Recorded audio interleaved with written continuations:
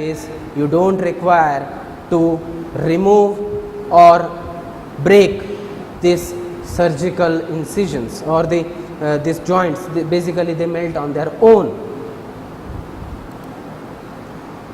Another class of important biomolecules is proteins, and proteins account for more than 50% of the dry mass of most of the cells, and there are several important functions that proteins are involved in, whether it is structural support, whether it is storage, whether it is transport, whether it is communication, whether it is movement, or even defense against the foreign substances. There is a class of compounds called enzymes, mostly discovered in yeast. Initially they were discovered in the yeast, and that's therefore the terminology enzyme in yeast. So they are again proteins, but they are importantly biocatalysts. So they accelerate the rate of a biological reaction, and they perform various important functions within the cells. These enzymes, which obviously consist of proteins, they are highly specific in their action. So a typical enzyme will act on a typical substrate or a reactant. So depending on the reaction they catalyze, or depending on the reactant on which an enzyme acts, the enzymes are classified, or they are named, or the nomenclature is decided taking into account these important factors. So a typical enzyme for a particular reaction may not be useful or effective for another type of reaction.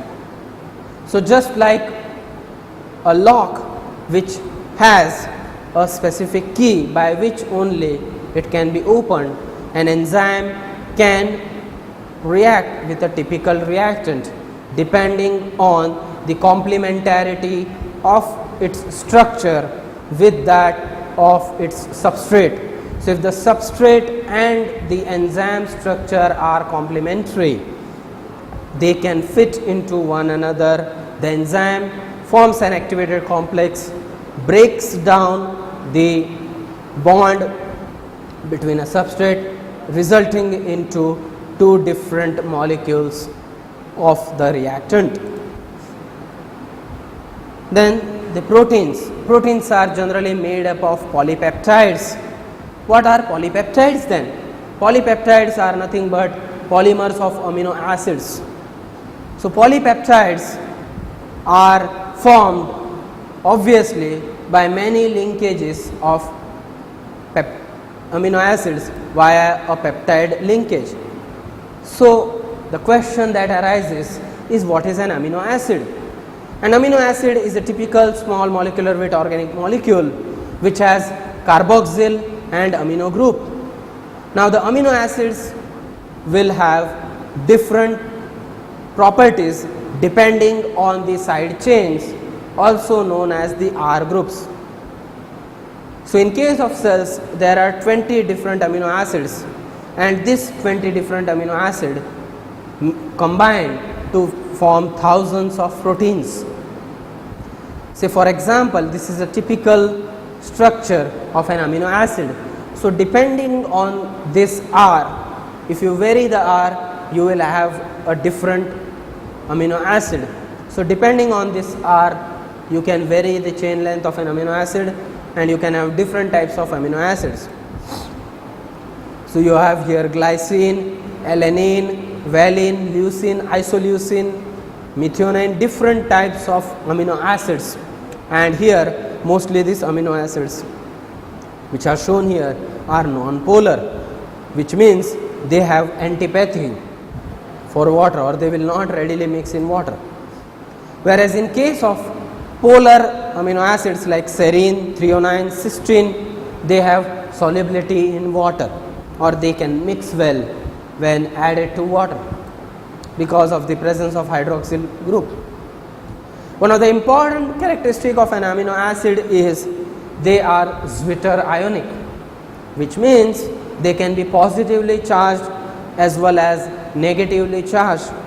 So depending on the pH, you can have a positively charged amino acid or a negatively charged amino acid. You may have a neutral amino acid at neutral pH, that is pH close to 7.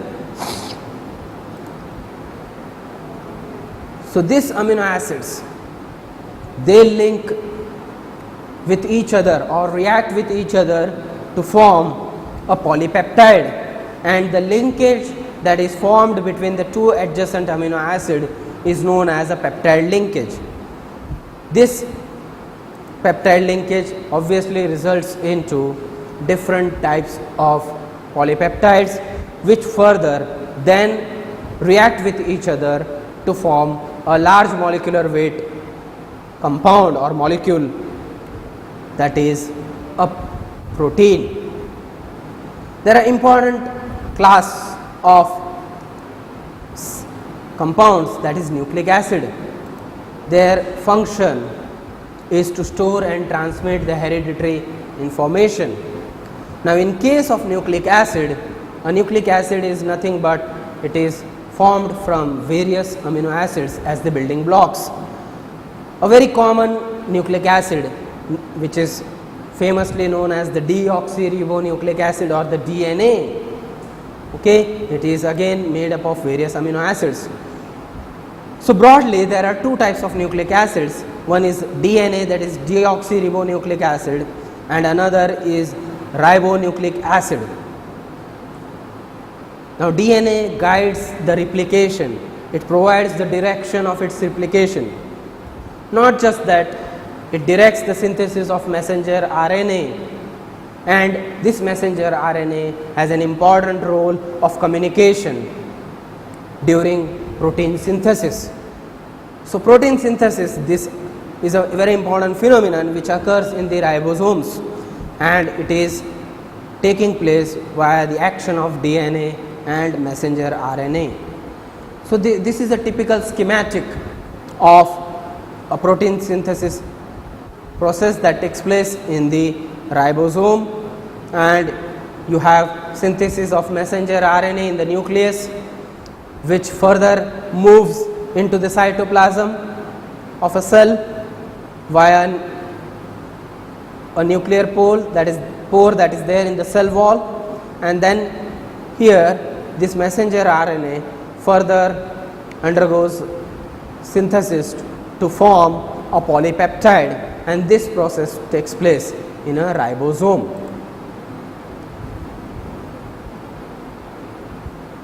So what is a typical nucleic acid? So nucleic acids are nothing but polymers of polynucleotides. So each nucleotide is made up of various monomers called nucleotide.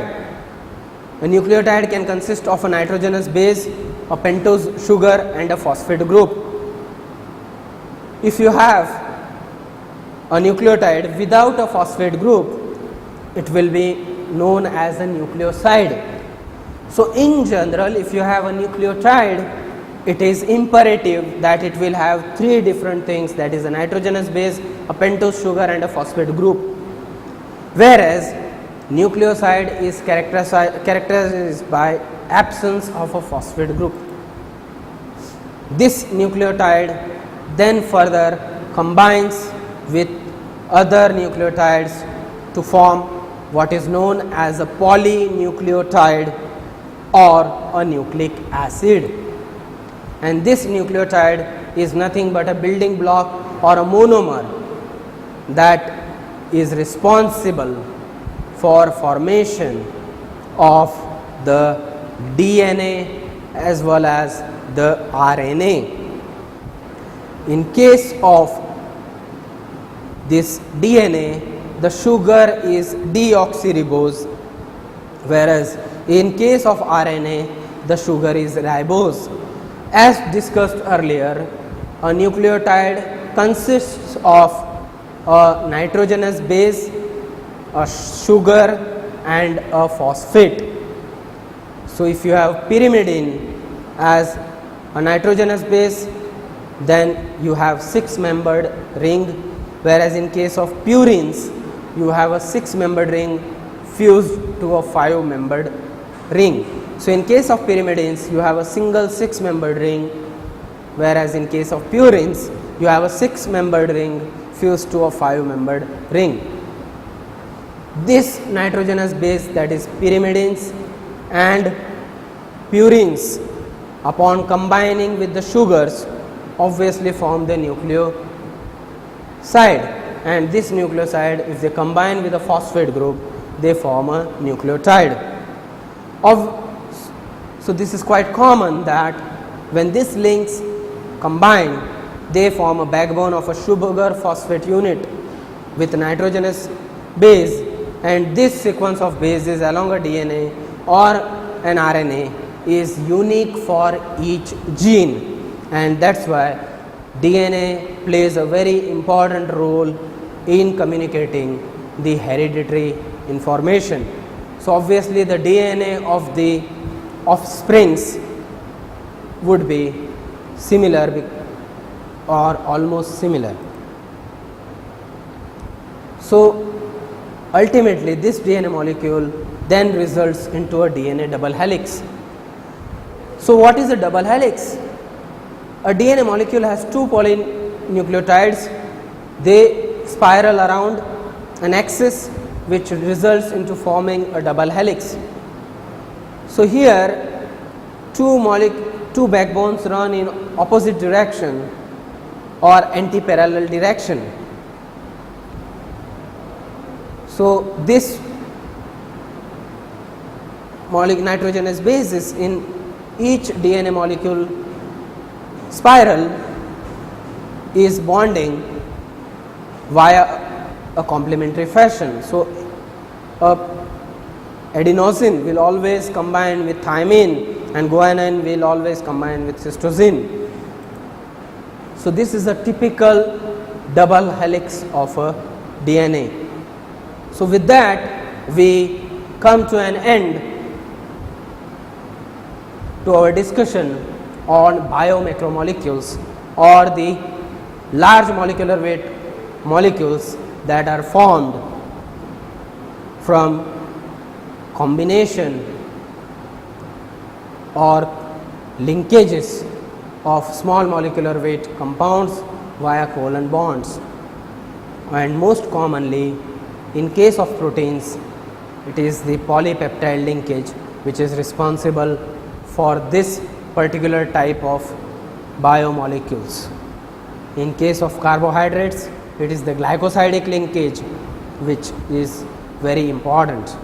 So, you have polysaccharides in case of carbohydrates, in case of proteins you have polypeptides as the large molecular weight, and this polypeptide further combine to form proteins.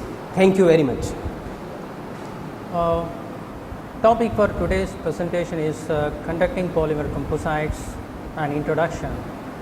As the title itself says that I will be focusing a special class of polymer composites which are electrically conducting. The outline of this presentation is as follows. First, I will be giving introduction to conducting polymer composites. To emphasize the importance of conducting polymer composites, I will take a particular application and try to discuss in detail so that the importance of conducting polymer composites can be gauged easily. As I told you, main focus of today's presentation is the electrical behavior of CPCs, conducting polymer composites. So, we will discuss how the electrical conductivity varies in binary composites and what are all the possible mechanisms which one can think of in polymer composite system.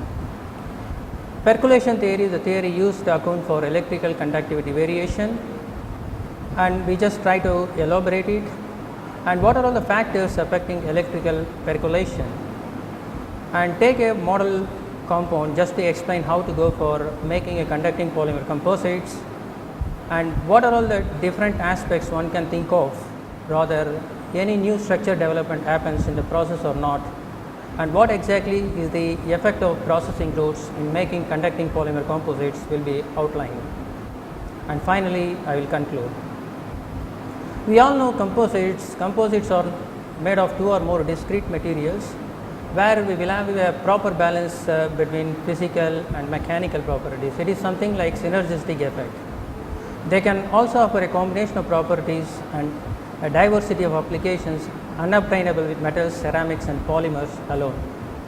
There are like three types of composites one can think of. One is metal matrix composites, another one is polymer matrix composite and ceramic matrix composites, out of which polymer matrix composites offers some special advantage because polymers can be easily processed, unlike the case of metals or ceramics. If I want to focus just to improve the dielectric strength of a composite system, I can think of talc, alumina or mica as fillers. If I want to improve the electrical conductivity of polymer composites, I can think of addition of metal fibers, graphite, which are like conducting fillers.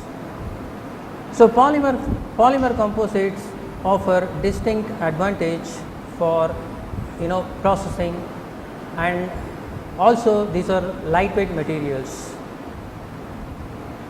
So careful selection of polymer according to a particular application is a must, and during the course of this presentation it will be highlighted that polymers are not simply a dummy candidates, they do have a special role in deciding the electrical behavior of composite system.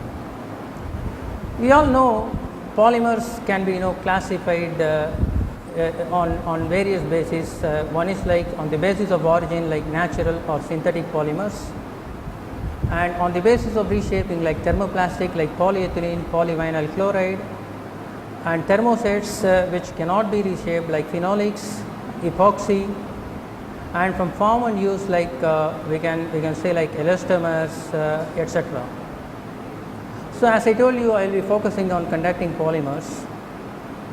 Conducting polymers can be broadly classified into three major types. One is inherently conducting polymers, second one is charge transfer complexes, third one is conducting polymer composites.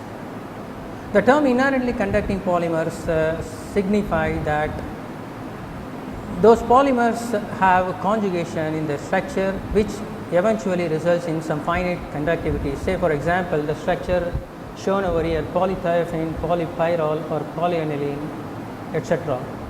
So charge transfer complexes or something like donor acceptor configuration exists. Say for example, in polyaniline you can try to dope of DBSA, which eventually disrupt the electronic structure in the backbone and eventually results in enhancement in electrical conductivity. So the topic of today's presentation will be mainly on to third class, which is a conducting polymer composites. CPCs find applications in fuel cells, EMI shielding devices, anti-corrosion coatings, and etc., even superhydrophobic coatings, etc. So the thing is that each application demands certain level of electrical conductivity. Say for example, fuel cell requires not less than 20 Siemens per centimeter.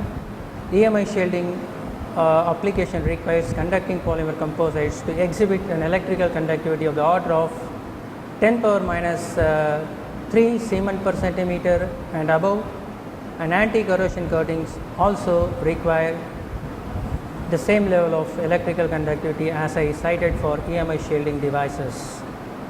So the question is, the component A is a polymer, component B could be a filler, conducting filler.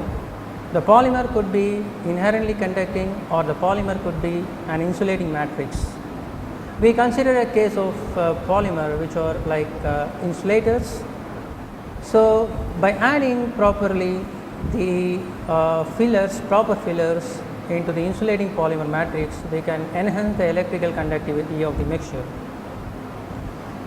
At the first sight, it looks to us that these are like simple systems. It's just a mixture of two different phases and try to get some property enhancement. But during the course of our discussion, it will be clear that some different aspects can also result, which affects greatly the properties. As I told you, like these are the left hand side picture shows the allotropes of carbon, graphite and you have like diamond, graphite, and fullerenes, and amorphous carbon, and carbon nanotubes. So each filler, each can be used as a filler, depending upon what exactly is our requirement. So just highlight the importance of conducting polymer composites. I take a typical application of proton exchange membrane fuel cell. Fuel cells, we all know that these are energy conversion devices. They are not energy storage devices like batteries. What I mean by this is that in batteries, active materials are consumed and you get power output. In fuel cell can be considered to be a black box. So long as we supply externally like hydrogen and oxygen, we get the power output and the byproduct is water. So you can have like mainly typical proton exchange membrane fuel cells have membrane electron assembly is the main part, which contains proton conducting polymer. On both sides of it, catalyst layer